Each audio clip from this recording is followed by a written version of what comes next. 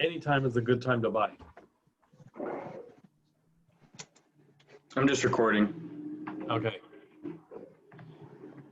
Because people ask this all the time, but the fact of the matter is especially, you know, as you guys age out, you know, and you might get married, have kids, all that kind of stuff, you know, if you're thinking, you know, when's a good time to buy, and all of a sudden, you know, you're going to have a kid. I mean, that's a pretty good time to buy, you know, actually any time is if you're going to live in the house, because that's not the house that you're going to buy on spec and flip. It's not, it's not there. The other part of it is, if let's just say it's not the house you're going to live in. Obviously, everybody wants to get a good deal, but you have to understand, let me rephrase that. You have to ask the question of yourself, what am I going to do with this property? Okay. And if you say, okay, this is a long-term hold, and you bought it at the top of the market, and the market slips like it did 15 years ago, 40, 50%, and you panic like a lot of people did and unloaded property when they shouldn't have, you're not in it for the long-term hold. The long-term hold is going to compensate for all of those dips in the market. To give you an example, what I tell customers a lot is, because they ask the same question you guys just asked, is this a good time to buy?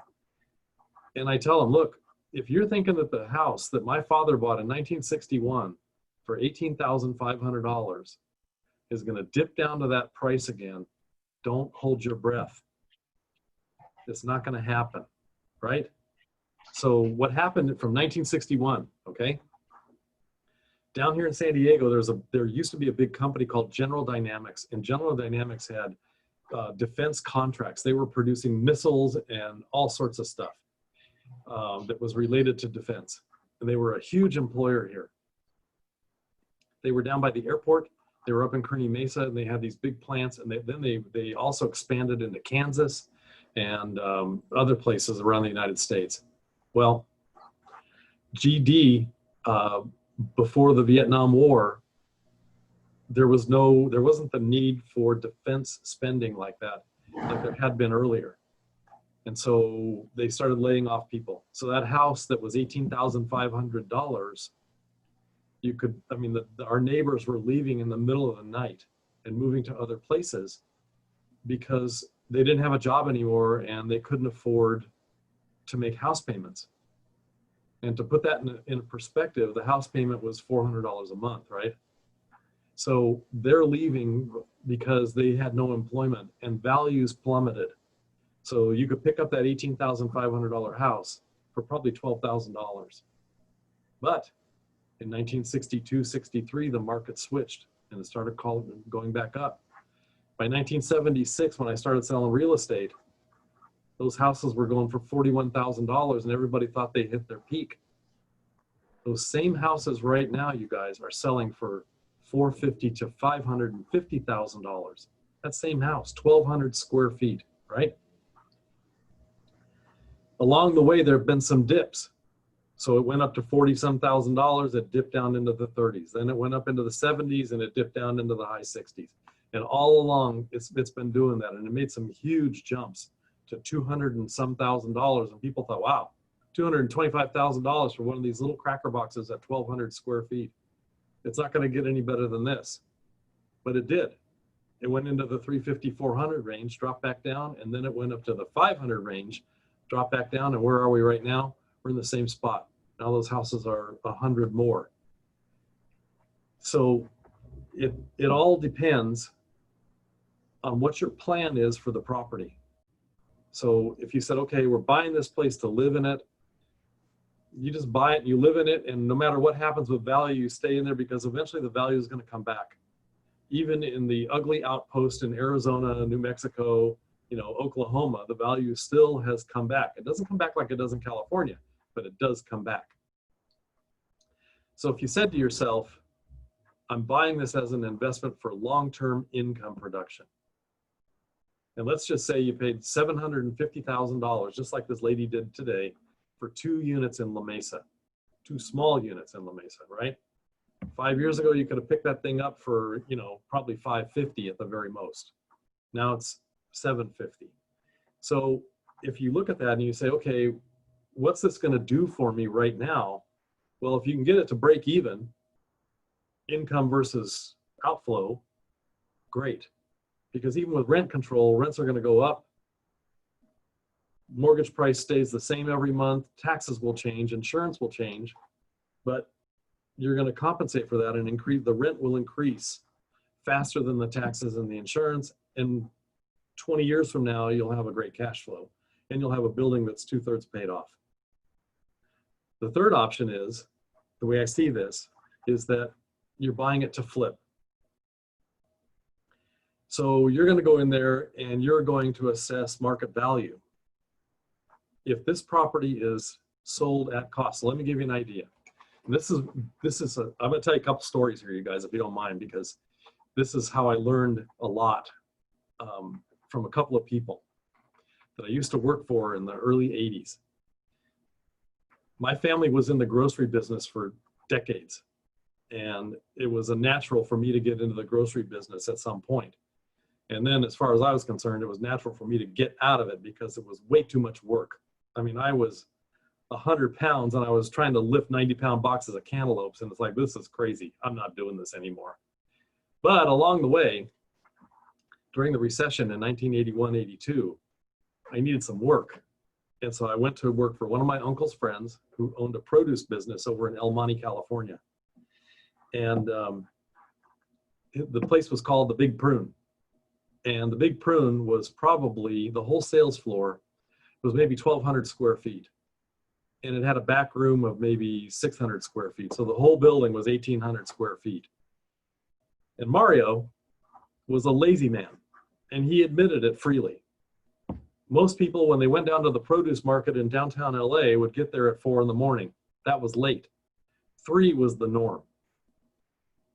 They'd pick all the best produce, all the freshest stuff, right? Had the longest shelf life.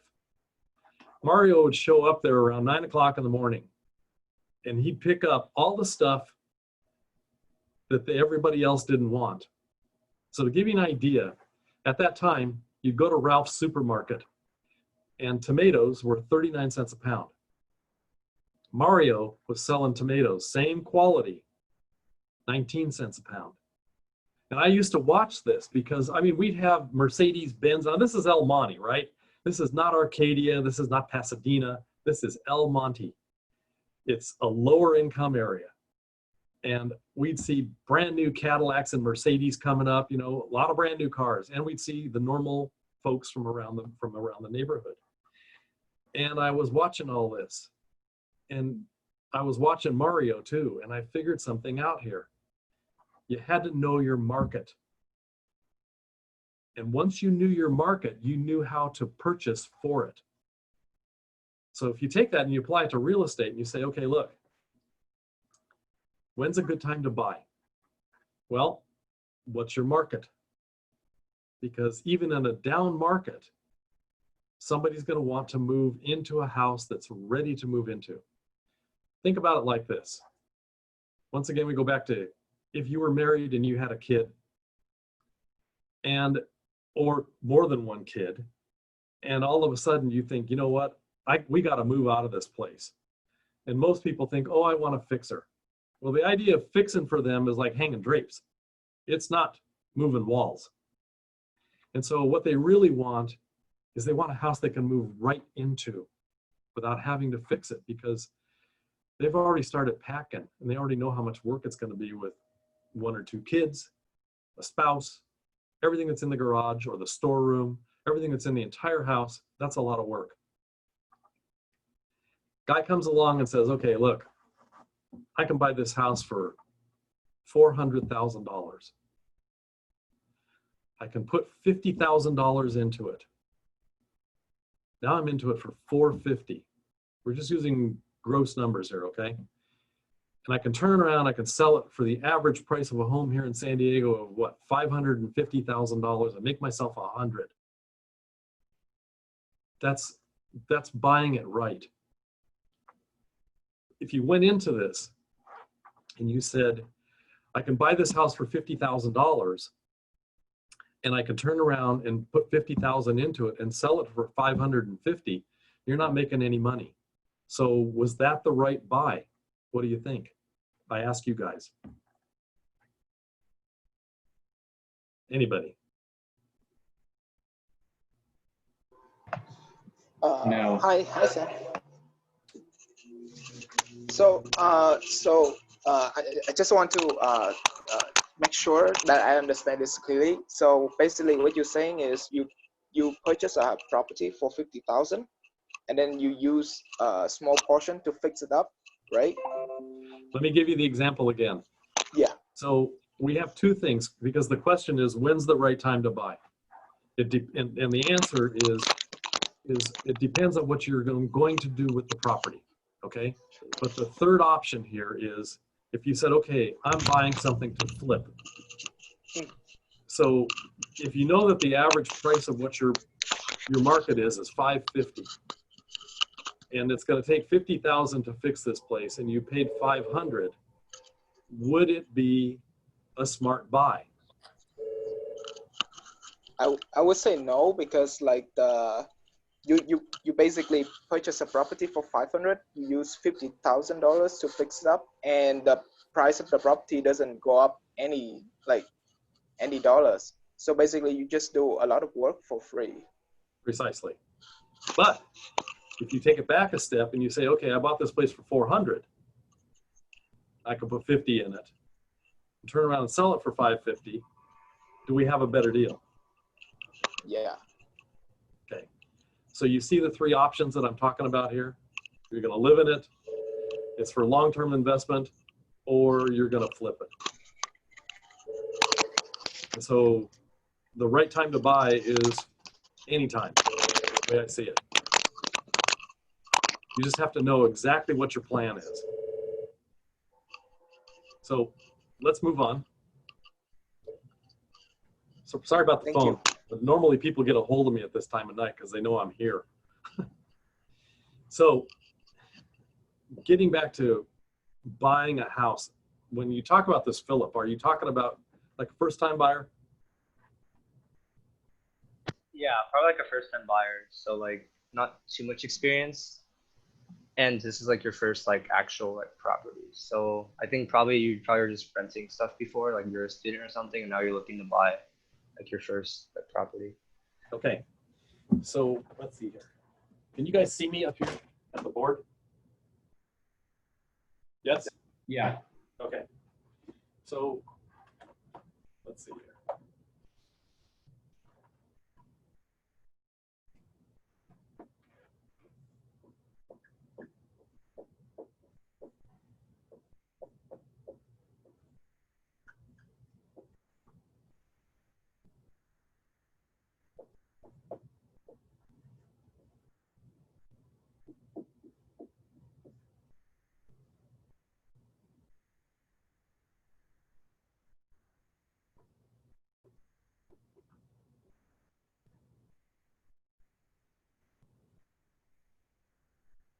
Okay, so you guys, these are the four things that a lender looks at.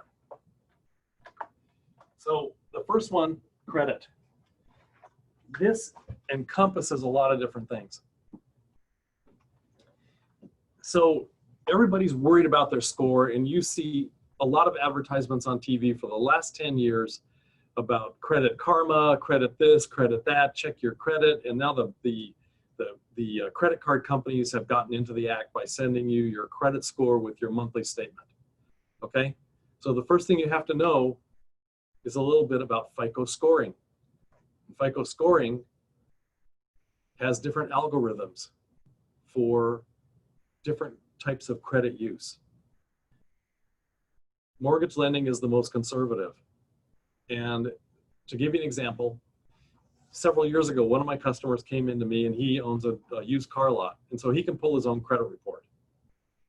And he said, oh, my score is 700 and I was like 780, he told me. And I said, oh, that's great. When I pulled his score, it was high sixes. And I told him, I said, hey, well, there's a big discrepancy here. What's going on? And I started looking through the credit report. And unbeknownst to him, his wife had a 30-day late at Neiman Marcus, and it plunged his score. But it didn't plunge it from 780, because 780 was a car lot score, not a mortgage score. And if you have a 30-day late on your credit report within 12 months of application, your score is going to hurt because of it. It's that critical. I just got off the phone with a lady today, and she said, I want to buy a house for $800,000. And she makes enough money to qualify. And I said, so tell me about your credit. Well, you know, I've got a student loan for $100,000. I'm paying $1,000 a month. I said, okay, that's not an issue. That's an installment debt. You've been paying on it for a while. That's not going to hurt your credit. Tell me about your credit cards. I said, are they over 50% of the available credit limit? And she said, yes. And I said, well, if you want this size of loan for that price house, then you have to knock down the credit card balances to less than 50%. Now your score will pop, okay? The difference is if you apply for a credit card, if you apply for a car loan, or if you apply for a mortgage, there's 3 different algorithms in there. You're never going to get the same score. So when you see the score on your credit card bill, it's completely different than what we're going to pull because ours is more conservative. It's just the nature of the beast. The years ago, one of the guy that actually hired me into the business at the first major bank that I worked for, I saw him underwrite a file one day, and he literally took this paper file, and at that time our credit reports were like legal size, right? And they were probably 6-7 pages long, and he flipped through that entire file. He flipped through that credit report, and I'm not kidding you, it took him 60 seconds to go through the entire file. And he stopped at the credit report and he said, oh yeah, this is a good file. They have judicious use of credit. And he went on to say, look, they went to Sears, they bought a washing machine and they paid it off. They went to the Ford dealer, they bought a car and they're paying it off. And they didn't have a lot of revolving debt. That's called judicious use of credit. We can see that on a credit report.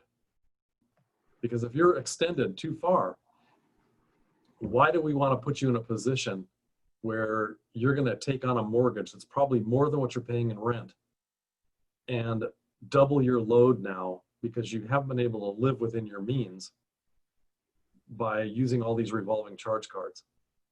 It's one thing to have to buy a car, and it's one thing to pay off student loans. Okay, those are investments. Those are long-term things.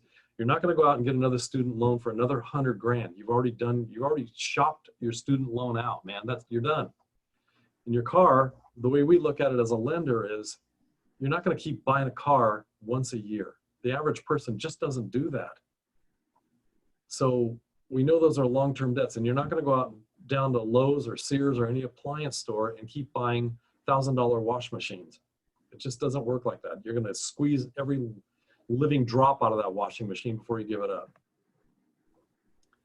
But if you're using revolving debt,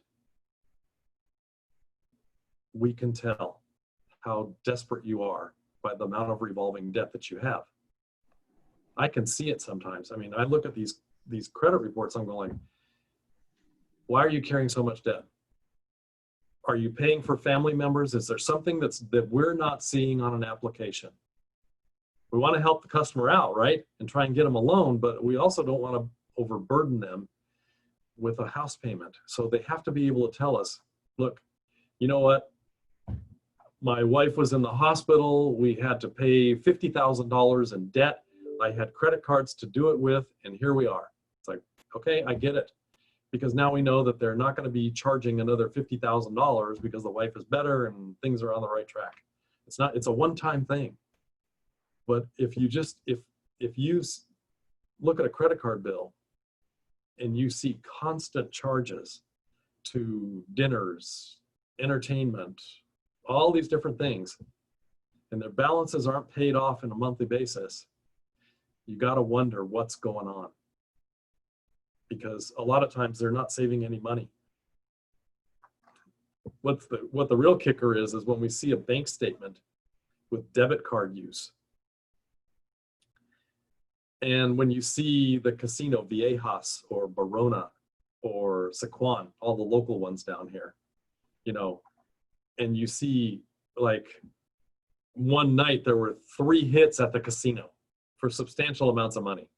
And then a week later you see 3 hits again on the debit card. You know, it's like, okay, now we know where your money's going. You know, now we know why you don't have any money to make a bigger down payment, because you're squandering your capital with the casino. Or what you really see a lot of is they go to McDonald's, Taco Bell, the local taco shop, any other fast food restaurant, whether it's Burger King or Denny's or whatever, it makes no difference. And you see this, or you see constant cash taking out in small amounts, 25 here, 50 there, because you know they're not watching their capital. They're not using their money judiciously. It makes a big difference. So we've covered scoring and how it works. We've covered judicious use of credit, which we've explained here. So this, once again, to get back to scoring, years ago, we never had scoring. If you had a 30-day late at Neiman Marcus, you'd write some BS letter and explain it away. I was on vacation. I made a late payment, sorry. And if the rest of your credit was great, we didn't care. It didn't affect the pricing of the loan. But if your credit was consistently, had consistent irregularities to it, late payments, this and that, you know, a collection account, we wouldn't change the price of the loan. What we do is require more down payment. And our minimum down at that time was 10%. So that was a pretty healthy down payment. And if your credit was that bad and you still wanted to stay with us, then, and we said, look, we're only going to 80% loan to value on this property. You can either get the seller to carry 10% or you can come in with another 10%. But that's our limit. Your credit sucks, okay? That started switching in the early 90s. And as FICO became more prevalent and was used more and more in the sale of loans into the secondary market, it became the standard. It became the standard of the industry on how we price loans. So we get back to scoring now, which is your minimum score that you can have to get a loan right now is 620, and it goes up in 20-point increments. So it goes 620 to 619, 620 to 629, 630 to, 620 to 639, 640 to 659, and upwards all the way up to 740. 740 is the top score you can get that we price at, okay? The top score with FICO for a mortgage loan is 850. Years ago, people used to say, I have AAA credit. It's like, what does that mean? What it meant was, on the side of the credit report, always as agreed. And they just put AAA, AAA credit, okay? We don't hear that anymore because it's all about scores now. So if your score is 620, the price of your loan is going to go up considerably. And I mean considerably. So let's say that today's rate is 3% and you have a 620 score. And let's just say you're putting 20% down. You're going to pay 4% of the loan amount to get that rate. So in other words, if you said, okay, I'm buying a $500,000 house, my score is 620, I'm putting 20% down, I have a $400,000 loan, right? 4 points on 400,000 is $16,000 you got to cough up to buy that 3% rate. Or if you don't want to cough up the 16,000 bucks, we will increase the rate to drop the points. We can play with the rate any way we want. Now, let's say you come back to us 3 months later and you say, okay, I've taken care of a lot of stuff on my credit report and I got my score up to 680. Okay, so now you still want that $400,000 loan. Now it's going to cost you 2 points.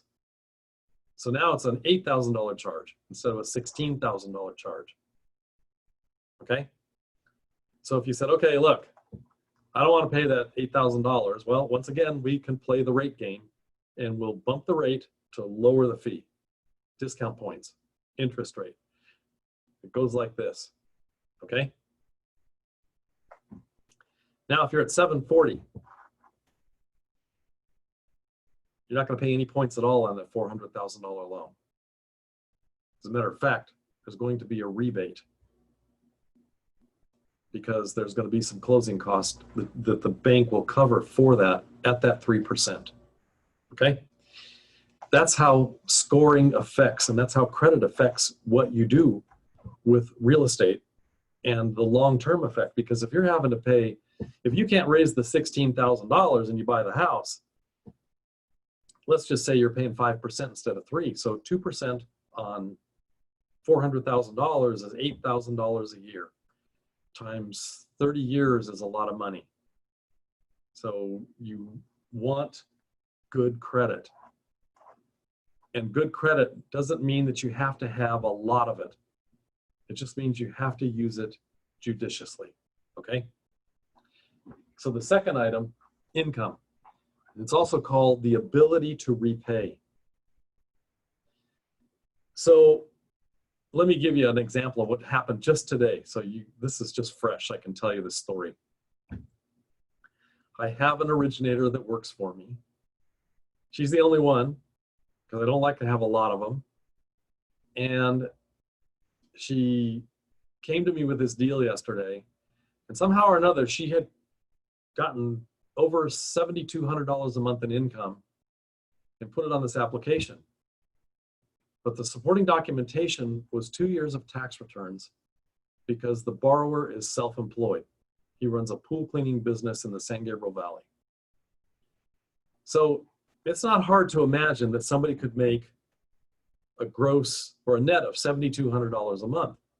I mean, you clean enough pools at $100 and some bucks a pool, and you're cleaning, you know, half a dozen or more a day, you're making quite a bit of money every month. So I started reading the tax returns, and 18 had, to give you an idea, I think I'll put this on the board for you. 18 had $46,000 net income off the business. So he started out at $116,000, and after he expensed everything, he came down to $46,000. But he has over on this column over here, $16,000 in depreciation.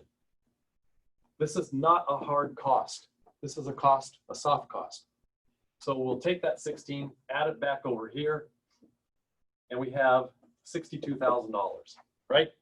Divided by 12, we come up with 5,000 bucks. Did I do that right? Yeah. Okay. So that was 2018. In 2019, we're down to $36,000. This was down to 106, but the depreciation stayed the same. So we've got $52,000 in 2019. Now, here's the issue. You cannot average backwards to calculate income. You can only average forwards.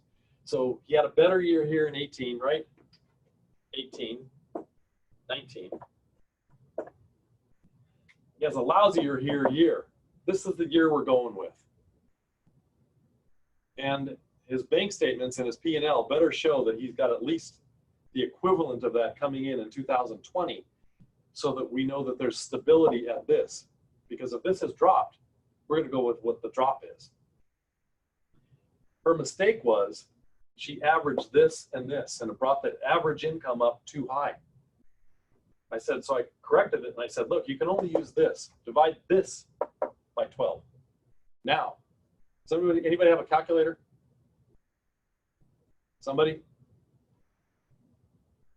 Okay, so who's got one? Raise your hand. I got it, Sam. Okay. John, divide 52.8, please, by 12. 52,800. Correct. 4,400. Oh, Kajan, how you doing? Yeah, hi, Sam. Okay. Tell me again the number. 4,400. Okay, thank you. So now that's his monthly income. So now we're quite a ways away from $7,200 a month, aren't we? So I asked her, I said, come on, tell me where you got the rest of this income. So we poured through it, and all of a sudden she said, I'm looking through the file, and I'm like, oh, I see where you got it. You have something for the wife that we didn't include in here. Oh yeah, that's where it is. Okay, it's still not enough. So today I got an email, and the email said, the precious accountant has filed an amendment to the return of the tax return for 2019 and brought the income up from 36 to 46. Like, it's magic. Problem is, Fannie Mae is not stupid, okay? They look at that and they're going like, unless there was some major reason that you can document on how that income went up, that net income went up, we're not allowing it. You can't just amend your tax returns to qualify for a loan. So I had to send her back an email and say, look, you have to show us something here. You have to show us first that the Internal Revenue received that amended return. Second, that he paid the additional tax and it's cleared, the check has cleared the bank before we can turn the loan in. And then you take a chance that the underwriter is still going to deny this loan because it all looks like they just amended the return to qualify. He might have to wait until next year to show the amended return for 19 and the same amount of income for 20. Now we can work with it because it's a year old. Income is critical to this. If you don't have the ability to repay, what's the point? I mean, what we saw 15 years ago, when you guys were very young, was we saw thousands of people across the United States, for a variety of reasons, too many to go into, because there was a lot of things going on that created that recession. But bottom line was, people did not have to display income. All they were doing was stated income loans. So the best story I can give you is this one where this guy, there's a local preacher here, and he called me up one day and he said, hey, I want you to see if you can help this guy out that comes to my church. So I said, well, send him in. He says, so the guy came in and he said, I've got 2 houses in Poway. How many of you are familiar with San Diego at all? Raise your hands. Okay, so you all know where Poway is, right? It's a higher end neighborhood. And this guy had a house in Chula Vista. He owed $100,000 on it. He borrowed $400,000. And he went out and he bought a house in Poway. Now this is 15 years ago for $650,000 with nothing down. The reason he got the loan was because he had this money in the bank. He had an extra couple $100,000 in the bank, and so he could show reserves. Shortly after that, he bought another $650,000 house. Nothing down. He put on his application that he made enough money to compensate or to cover the debt ratio on this. And because it was stated income, nobody checked because he still had $200,000 in the bank. So by the time he came to me, he's about ready to lose these 2 houses. And truthfully, he's about ready to lose the house that he lived in Chula Vista. And I asked him, what do you do for a living? And he said, I'm a house painter. I said, well, how much do you earn as a house painter? $4,000 a month. I said, and you earned all that while you were buying these $650,000 houses? Yes. And he said, but the real estate, meaning the realtor, told him everything would be fine. And I said, yes, but you signed the loan documents and you saw the payments. And what were you thinking? Well, I should have read it better. Bottom line is this. Guy didn't have enough money to make the payments. And I told him straight up, I said, well, guess what? You just got the Harvard education in finance. It cost you 200 grand. So go home, let those other 2 houses go, and make sure you don't lose the house you live in, because your wife is going to be really angry with you. That's the way it boils down. And so the point to this is, if you don't have the income and we can't document it properly, we're not going to make the loan anymore. So the easiest loans are the ones with W-2s, pay stubs. It's very easy to document the income. The next ones are self-employed, like this pool guy. Schedule C, we look at the tax returns, it's pretty easy to figure out. The next set of documents that we can look at for self-employed are S corporations or C corporations. And all we do is just extrapolate the numbers and come up with something that we think is going to work. The next thing we do is Schedule E, which is most of the time, Schedule E is income property. And we have a form to fill out that's made by Fannie Mae that gives us the net income available for debt service. If these numbers all add up to enough, we're good to go, we'll make you the loan. But if they don't, and the debt ratio is higher than normal, we're stuck. So normally, a debt ratio for a conventional loan, and there's 2 types of lending here. There's conventional and government. So we'll stay with conventional for at the moment here. The debt ratio for the maximum amount that you can be spending on long-term debt every month is 45% of your gross income. So in other words, if you're making $10,000 a month, you can spend $4,500 of it on housing, car payments, credit cards, student loans, co-sign deals, timeshares, whatever it is that you bought, okay? On a government loan, you can spend 45% on housing and 10% more on all the other items. So there's a little more flexibility, but the cost of the mortgage insurance on the government loan is considerably higher. So getting back to conventional lending, if our sources of income, either W-2s or variations of self-employment or investment income, produce enough revenue at 45% debt ratio, that house is good to go. So let me give you an idea. Let's say that $400,000 loan is on a 30-year loan at 3%.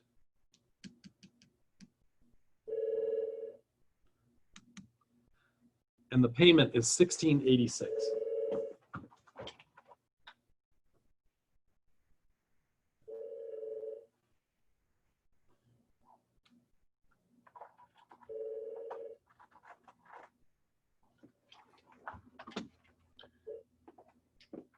So we got principal and interest, and taxes are going to be around $520 a month, and insurance is going to be around $80 a month.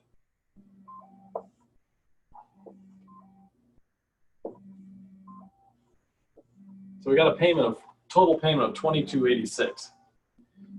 So if they have no other debts, excuse me 1 second, you guys. It's my wife. Got to take this. Hey. Oh, she hung up. If you take 2286 and you divide it by 45%, It takes $5,080 a month to qualify for that. But let's say that they have a $400 car payment and they've got $200 a month in student loans. So this is car, student loans, and let's say they got $100 a month in minimum payments on credit cards. Okay, so now our total is 6, 8, 7, 9. Our total is $2,986. So now,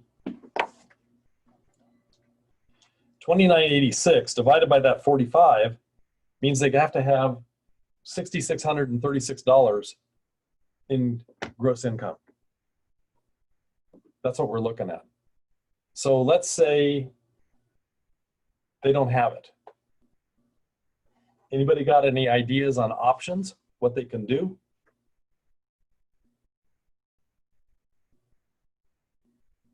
Somebody. Hi. Option is, I'm talking about financial options. So basically, that is like an insurance for stockholder, right? I'm sorry, say that again, Lam. It's a stock option, right? Or are you talking about a stock option, or you talk about other options? No, options on how to get them to qualify because they don't have $6,036 a month in income. How can we get them to qualify? Let's say they have, just for the sake of it, to give you a little challenge here, let's say they have $5,800 in income. Okay? So if you take 5,800 bucks times 45%, that means they have $2,610 to spend on long-term debt. So how could we get them to qualify with $5,800 and not the 63 that this would normally take? You buying points, right? Nope.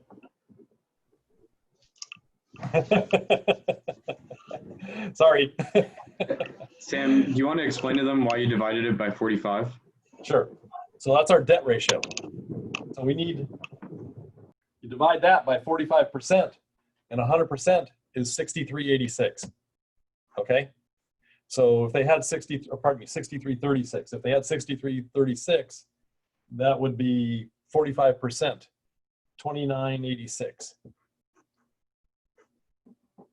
So how can we get them to qualify with those numbers, but they only have 5,800? 1 second, you guys. Wife. Hi. Hello. Are you there? I'm teaching I'm guiding a class here at UC Irvine online. Can I call you back? That's all right. Okay, bye. Okay, let's go back to this. So what can they do to qualify because they only have 5,800 bucks? So you mentioned you can use the government loan, right, to cover the other. Now we're on conventional now. Conventional only? Yeah, we're only going to do conventional right now because I want to focus on this just to give you an idea. Because this thought process that I'm trying to convey applies to government loans as well as conventional. So think about it a little bit further. What can we do here? They only have 5,800 bucks. They don't qualify for all of this debt. Lamb. So do they have to put up more down payment? Like, Well, that could work, but to get rid of, say, $300 worth of debt, that would require $75,000 more in down payment.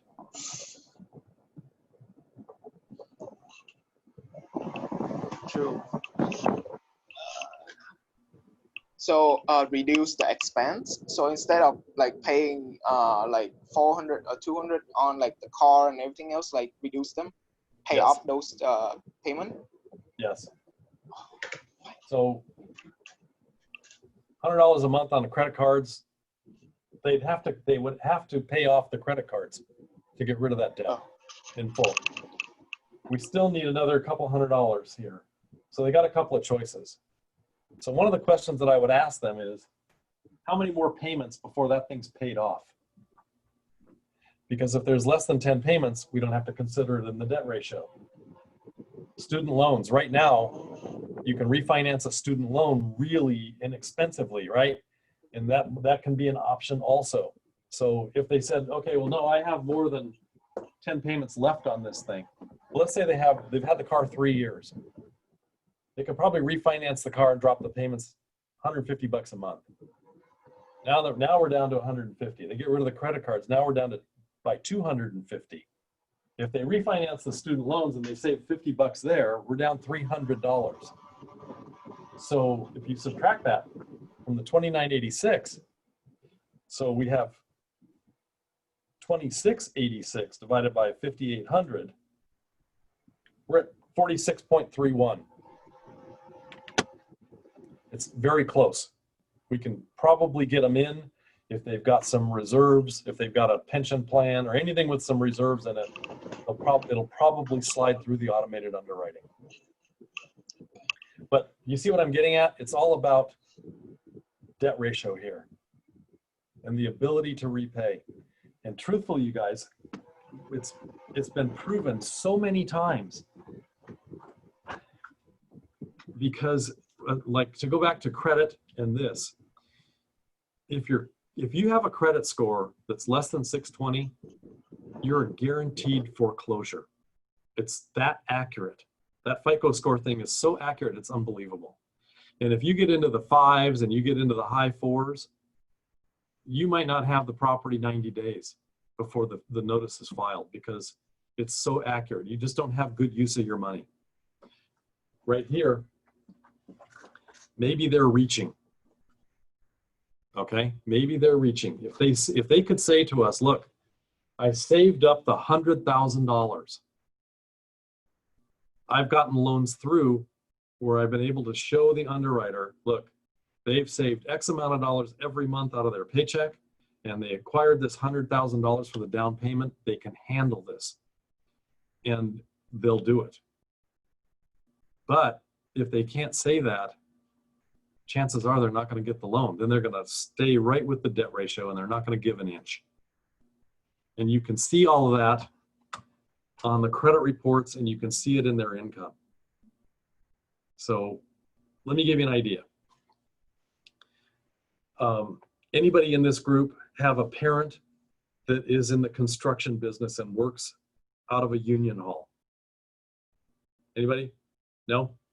So electrical union, carpenters union, plumbers union,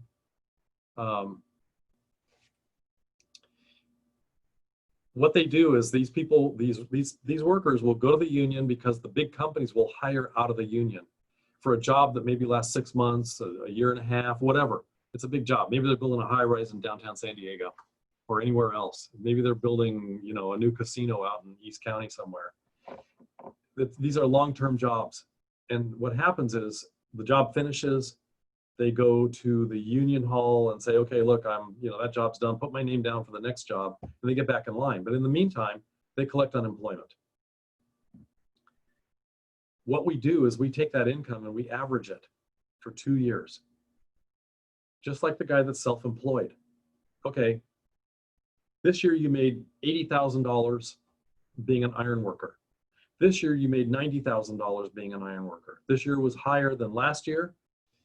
We're going to average the income. Even though you didn't have consistent employment month after month after month, and there was a gap of 3 months, we know you're employed. And this is the way the job works. And you've got consistency. So we'll average it out. I just did one of these for a guy out in Jacumba, which is about an hour east of here. He's an iron worker. We just averaged his income. That's all. And the guy makes good money. But those are some of the ways that we're calculating income. It's W-2s, or it's the other items that I listed, which is off the tax returns for Schedule C, self-employment, Schedule E, rental income, or Schedule E with partnership income, corporate income, all those different types of income that can come in there. Next one is equity. So what we heard a lot of in the recession was, oh, these lousy banks. You know, I put 10% down and the bank's walking away with my money. This is how it really goes. When there's a foreclosure, the bank does not break even unless they're at 65% loan to value. That's how bad it is. Because this is what happens. This is the first time I saw foreclosed property was in 1983. And it was a little 2-bedroom, 1-bath condo down here in Chula Vista, North Chula, on 2nd Avenue. And the bank that I was working for owned it. And I walked in there. And the police had been called because the owners of the property were stripping the place out. Because they were angry that the bank took the property because they didn't make the payments as they agreed to. Hard to figure out, huh? So by the time the police got there, they stopped them from taking the toilet out of the bathroom, and they stopped them from taking the dishwasher out of the cabinets. But they'd taken off the wall coverings, they'd taken all the window coverings, they took out the stove, the refrigerator, and there was some other stuff that they'd taken out. The place was a mess. Now, this condo had sold for, I don't know, like $36,000 when they financed it, right? Now, this is 1983, so it was a lot cheaper.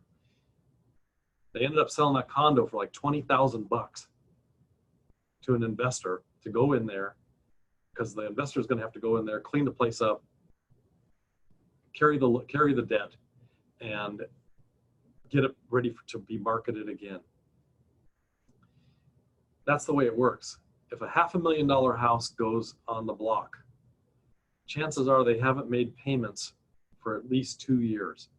So if you take that 2286, bank has to cover the taxes, they have to cover the insurance, they have to cover the payments. The servicing company has to cover the payments, believe it or not, to Fannie Mae. So they're having to pay up $1,686 to Fannie Mae, this to the county, and this to keep it insured. They're losing money. So on 24 months, if you take that, 2286, that's $54,000 that they've lost just off payments. Now, if whoever left there did what a lot of them did, which was actually some of them pulled out the plumbing. They pulled out the faucets, they pulled out the sinks, they pulled out all the appliances, microwaves, dishwashers, stoves, ovens, the whole thing, everything. They pulled everything out. You're looking at some serious loss here. Then at the very end of it all, if the borrower files bankruptcy and stretches this out a little longer, they lose even more money. So once again, we get down to it where even 20% down does not cover a loss for the bank if the property goes into default. It has to have 35% down before they'll actually break even. So when somebody comes in and says, oh, I only have 3% down, or I only have 3.5% down, or 5% down, the bank wants to be covered. And so they're going to force them to buy mortgage insurance, which covers the bank, not the borrower. Mortgage insurance has varying prices. I'm going to show you something here. I don't know if you'll be able to see it or not. But we have this little slide chart here, right here. You won't be able to see this real clear, but basically what this says right here is what's your score. So if you're putting 3% down, the cost of mortgage insurance is 0.58 if your score is 760. But if you're putting 3% down and your score is 620, the cost goes up from 0.58 to 1.86% of the loan amount. So you pay that, it's broken down into 12 payments every month, and that protects the lender.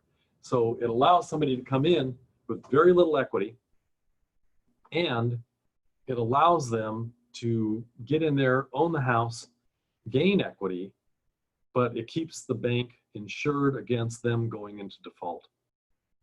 those loans require even more scrutiny because of that equity position. Even though there's insurance, they are still going to make everybody toe the line for debt ratio. There's no flexibility here at all. So equity is very important. Same thing about if non-owner occupied or rental properties versus owner occupied. If the market goes south and you're hurting, which property would you let go first? The one you live in or the one you rent? Anybody? Linda? The one you rent? We think so too. Because the chances of you giving up the place where you put your head on your pillow every night are pretty slim. So non-owner, even though you have equity in it, requires a higher interest rate, higher fees, because there's more risk. So let's go down to value for the appraisal. So this is, nowadays, when you see homes, for the last 50 years, the homes are built in big tracts and they all look about the same. There might be variations on roof lines or elevations, but some developer comes in, puts up 150 homes, and they might have something a little different about them. Maybe one has a slightly bigger lot than the other, but basically the house is the same. 2,500 square foot house, 2,500 square feet next door. If you're buying in an inexpensive tract, that tract has a certain price range, the next level up from there. So it kind of goes like, if you're in San Ysidro, it's one price. If you're in San Diego, it's another price. And if you're in La Jolla or Del Mar, it's another price, right? It's just going to go up, and you can see it.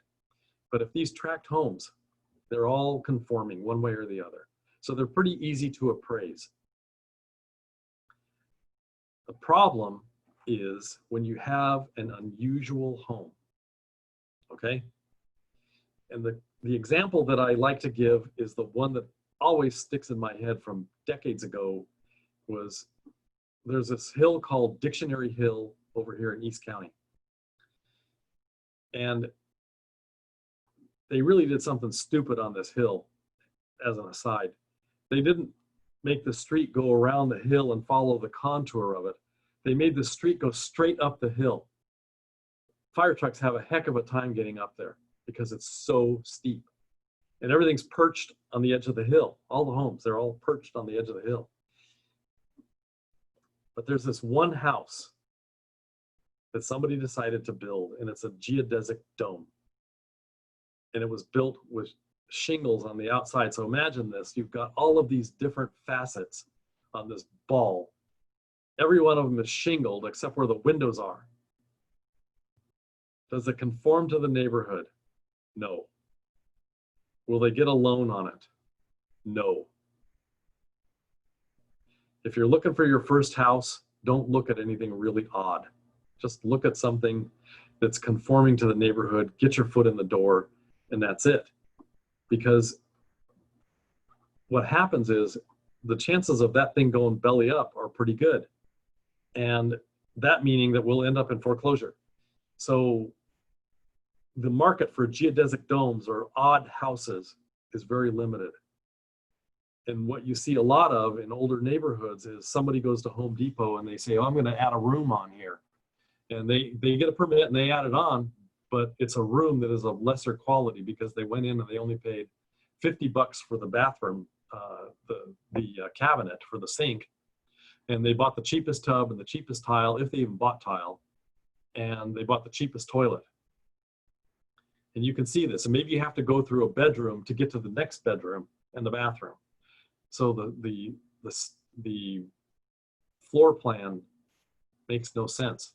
Those are homes that are harder to sell if they come back through a foreclosure. So having them conform to the neighborhood is critical.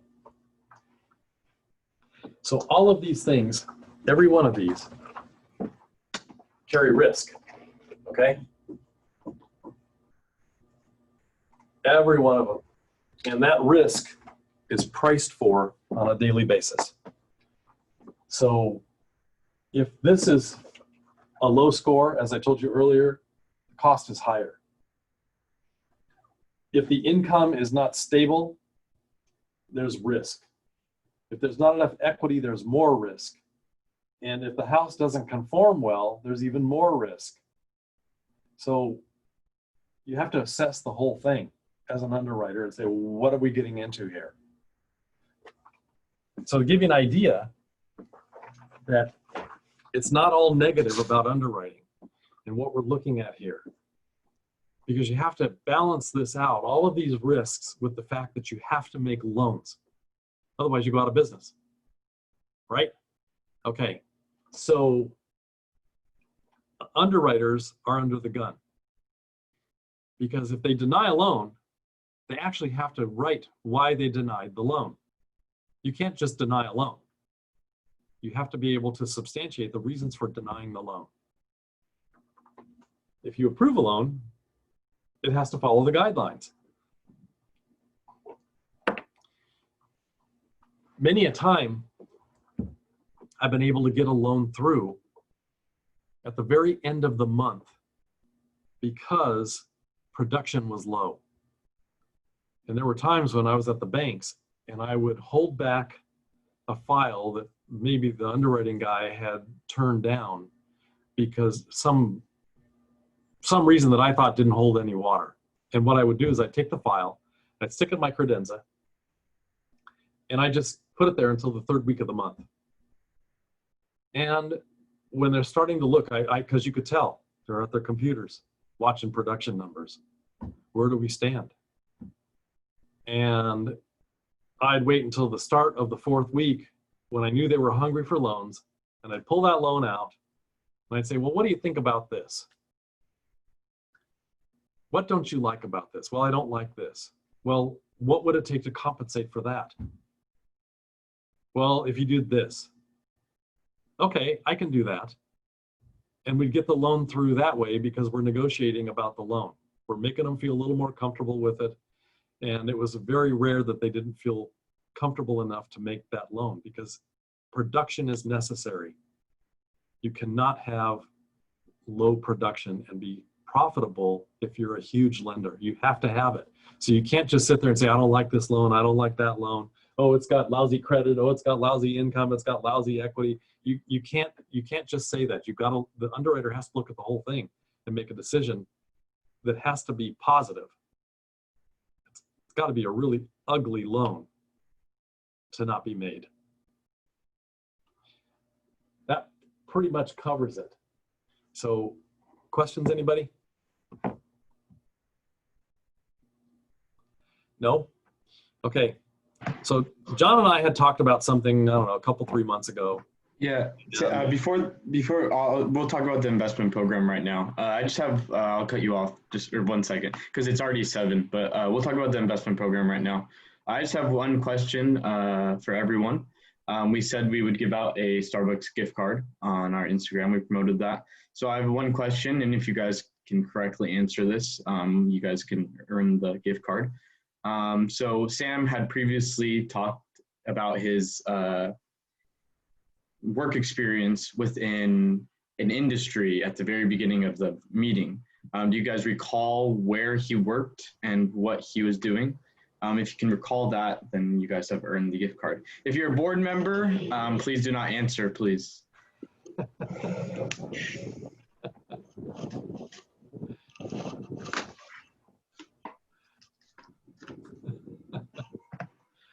Can anybody recall? I know Lamb can. Wait, Johnny, this might be kind of hard because I remember talking about at the very beginning, but like Okay. a lot of the members were having issues like joining the call. Remember, because of the password. Oh, okay, yeah. So yeah. so you might want to ask like one that further in. Okay. Let's see. What was the house that didn't conform to the appraisal methods that Sam was talking about? Anybody? The dome. Yeah, Ben is right. So Ben, do you want to type your email and we'll send that over to you later today. Good job, Ben. All right, Sam, you can go ahead and talk about more about the investment portion that we're going to be doing with our club. Okay. So, John and I were talking a couple months ago, and I had come up with this idea that I'm going to run past y'all because I think you're young and you're aggressive and you enjoy this. You seem to enjoy this stuff. So here's the deal. What I want you to search out, and this used to be easier for us because we had newspapers that regular people advertised in, but now it's all online. But what I want you to search out is a deal that requires nothing down. And let's see how that deal could work as a purchase transaction. Let's see what the numbers look like. Let's see what the potential is to either to do something with that deal, whether it's a piece of land, whether it's a house on a piece of land, whether it's a mobile home on a piece of land. I don't care what it is. It's got to be real estate related. We can't be trading cars here. But I want you to keep an eye out for some kind of a transaction, real estate transaction, that requires nothing down and that we can get to pay for itself. So, you up for it? Linda?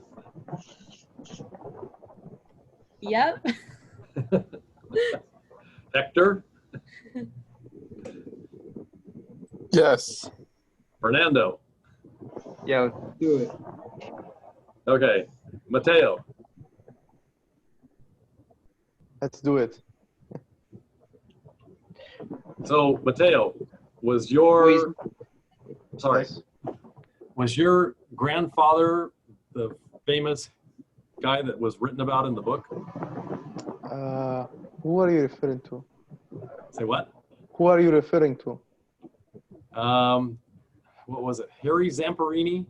Oh, no, no, World no. War II? He has the same last name of mine, but except for one letter. But I get asked these questions many times since I've been here in the United States. I got it asked many times. Well, once I heard you talking, I figured it wasn't. It probably wasn't. 'Cause he did not have the Italian accent. Okay, you guys, keep this in mind. You're looking for a deal with nothing down that'll pay for itself. And the next time we meet, or sooner if you find something, let's meet. How's that sound? That sounds good. Craigslist, I don't care where you look, you got to start looking. This is how you find deals. I'm going to tell you a story real quick because I don't know what your timing is, but I had a customer that we just closed a couple of loans for, and he was telling me how he acquired his first investment property. It was really a pretty cool story. He said, I was walking along this sidewalk one day in National City, and there was this older woman pushing a cart. And I said hello to her and asked her if I could help her out. And she said yes. She was that old and she was pushing this cart to her house. She said, where do you live? Right over there. And they got, to make a long story short, they got to talking, and it turns out that she had another property on the other side of National City.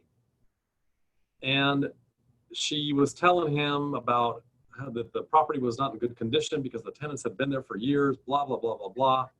And she wanted to sell it. Turns out the guy buys the property with nothing down. All right. Now, this isn't that long ago. It's longer than you guys have been around because it was in the 80s. But that's not that long ago in real time. And he buys the property from her. She carried the note. And he kept the property until like 5 years ago. And he rehabbed it, had it rented out the entire time, and made a fortune on the property. These things can happen, but you have to be looking for them and just keeping an eye out. So nothing down. It's got to pay for itself. That's your challenge. Does it matter what area, location? Nope. Oh, okay. Nope, not at all. I have another question. Yes. Are you limited to like what kind of financing? Because for example, like let's say you get a private money, a hard money lender to get the down payment. You don't put anything down, but you're able to turn it around and pay off the hard money lender. If that's the case, John, it's still got to pay for itself. So whether it's private money on there or it's seller carryback, it has to pay for itself. So that still counts, right? Like the Yes. financing is just okay. Yes, it still counts. And Sam, can you explain a little bit what seller carryback means? Yes. So what we're talking about over here, you guys, is normal Fannie Mae, Freddie Mac financing, conventional financing, or even government financing. You know, you come in, you put your money down, and a bank makes you a loan. Whether it's my bank or Chase or whatever it is, it's that bank makes the loan. Seller financing is the owner is going to carry the note. So that financing that we're talking about here, that loan amount of $400,000, the seller's going to carry that $400,000. They're going to hold that note for the $400,000 under terms that you guys agree to. So you make payments to the seller every month instead of to a servicing company. Does that answer it, John? Yeah, I think it should. If anybody has any questions, just follow up though.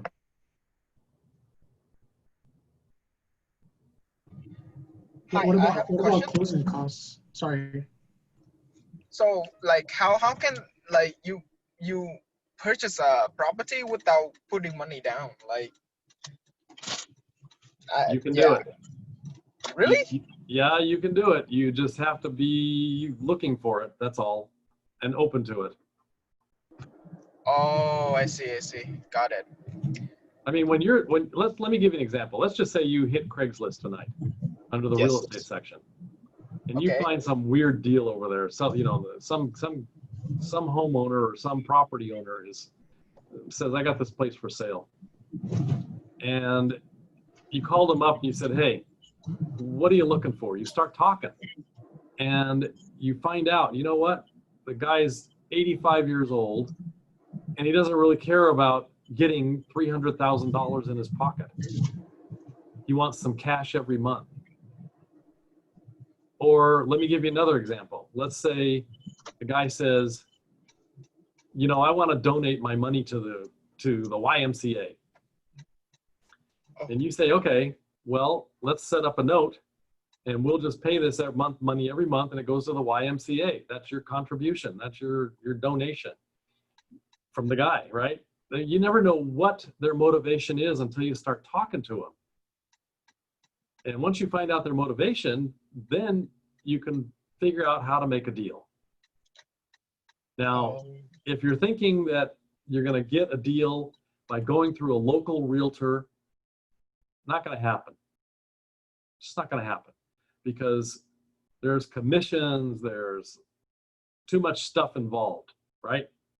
But if you keep your eye out, you talk to somebody that says, hey, I want to sell this piece of property right here. You start talking to them. It's like there's no other people involved. And you come back to the group here with a deal, and we're going to analyze it. Not just me, all of you. Because you're all going to have input. Because you're all going to be in this deal together.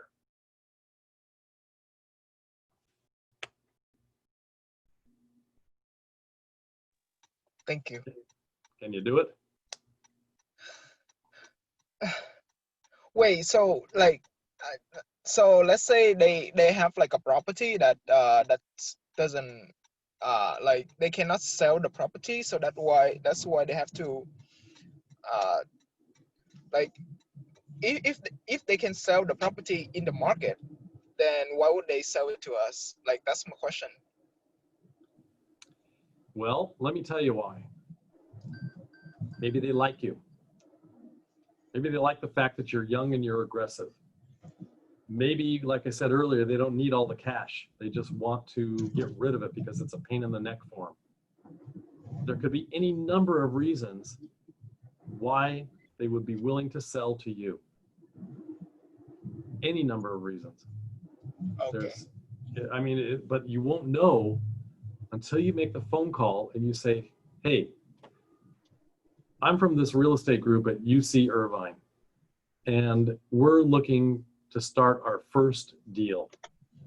Tell us why you want to sell this property. Tell me why you want to sell this property. You have to build a relationship here so that they start talking to you, and there's a level of trust that's built up, and you're going to work with that level of trust and hopefully come up with a deal. Maybe they say, you know what, you're crazy. I'm not selling this thing with nothing down. Well, that's okay. It doesn't make any difference because now you've had one more chance to develop a skill set of relationship building and talking to people about deals. And that's what's important, because eventually you're going to land a deal because you're going to be polished at it. And if you get lucky and hit the first one, yay. If you're not that lucky, you have experience. There's to get back to it, any number of reasons why somebody would sell you a property like that. Okay, got it. Thank you. And we just have to find it through unconventional methods. Exactly. Yeah, I mean, you guys, this is quite a challenge for you, really, because all of you are young, you're aggressive, you're learning, and I just think that, if you make this step, whether you're successful or not, once you make a phone call to somebody and you start talking to them about this stuff, you're going to feel a sense of accomplishment, whether you do the deal or not. And that's where we want you to be, is to get that one step under your belt. And if we can consummate this transaction, yay. And it'll be your deal.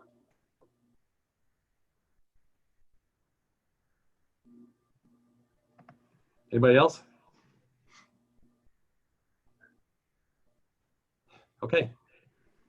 It's been great. Yeah, I have another question. So how do we follow up if we found that deal? Do we is there going to be another meeting like this, or do we have to email you, or? No, call your board members and tell them you found a deal.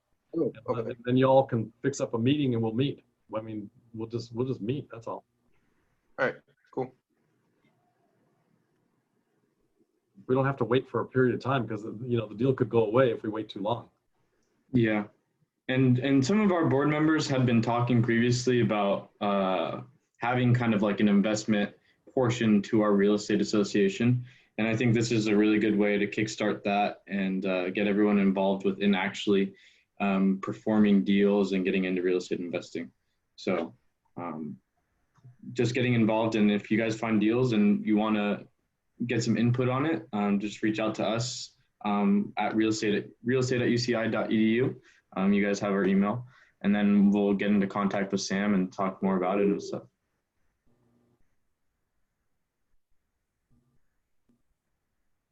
This will be fun, you guys. Cool. I guarantee you, you're going to have some fun.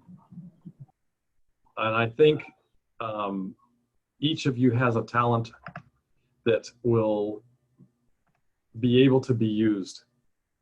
So if two of you team up, you find something in, let's just say Craigslist, you find something that looks interesting, and you want to team up. Talk to the seller together. You never know what can happen. Our business has twists and turns every day. And if you ask, chances are somebody could say yes. It's like, okay. I mean, I had some gal call me yesterday, and I had an appointment set with her this afternoon. And about 20 minutes before the appointment, she called me up. And she said, she told my receptionist that she wanted to postpone the appointment. And for some reason or other, I told the receptionist, I said, Claudia, just put her on hold for a minute. I'm going to talk to her. And so I got her on. And I started talking to her. And she said, well, you know, I was on my way out the door, but I'm having, basically, she said, I'm having cold feet.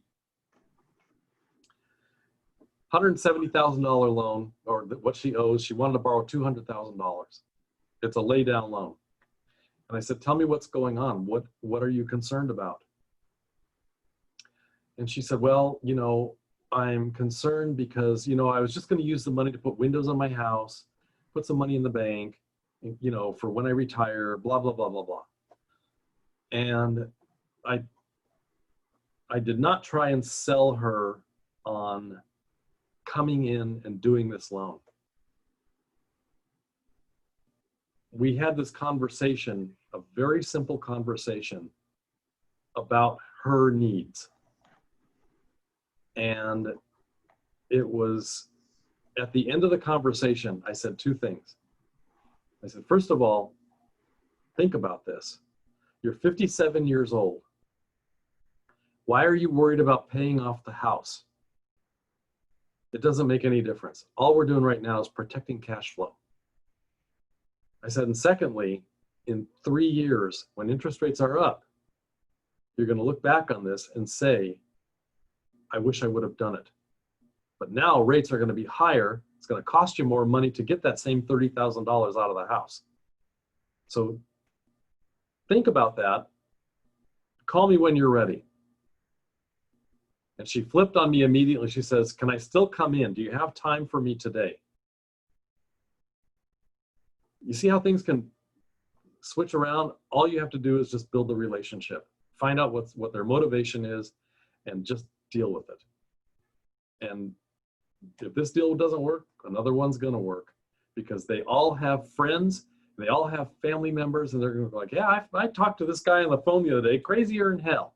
But they wanted to buy my property with nothing down. And somebody's going to be in that audience of theirs, and they're going to go like, hey, you know what? I just might have a piece of property. What's their name? Give me their phone number. I want to talk to them.